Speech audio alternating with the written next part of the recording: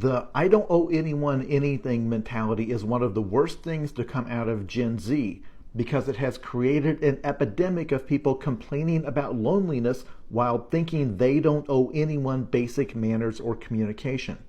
I strongly disagree that this is a Gen Z thing. This is a Gen X thing. My people came up with this.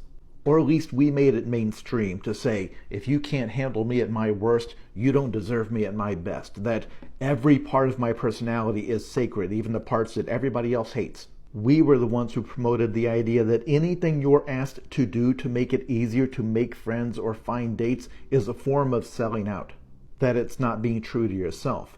And when I point this out, people will always reply to say, well, do you really want people to betray their core values just to become more popular? And the answer is, of course not. But here's the trick we played, the trick that we passed on to the next generation.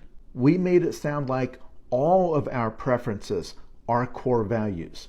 That the bands we listen to, it's not just because we like the sound of their music. This is the band for people who are more sensitive, who have a more rich inner life. So if you don't like the exact same music in movies and video games that we like, that means you're not a good person. It sets up a situation where nothing about you can be challenged because everything is either a sacred core value or a medical issue. See, we're the ones who are constantly talking about the importance of understanding trauma and abuse, and that's great. But this very quickly gets folded into the same trend to say that any time I'm made to feel uncomfortable around other people, that is a form of trauma and abuse. Even though in real life it is impossible to have any kind of actual friend group or community without sometimes feeling shame or frustration or annoyance. Those are all normal.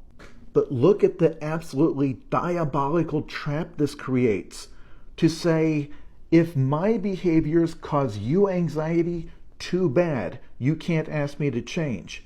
But if your behaviors cause me anxiety, you are guilty of a crime.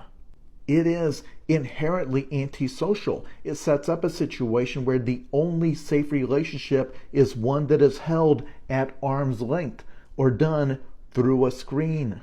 And because it was my generation that were the first internet users, we established the culture of the internet, and then this is the ecosystem that Gen Z was born into.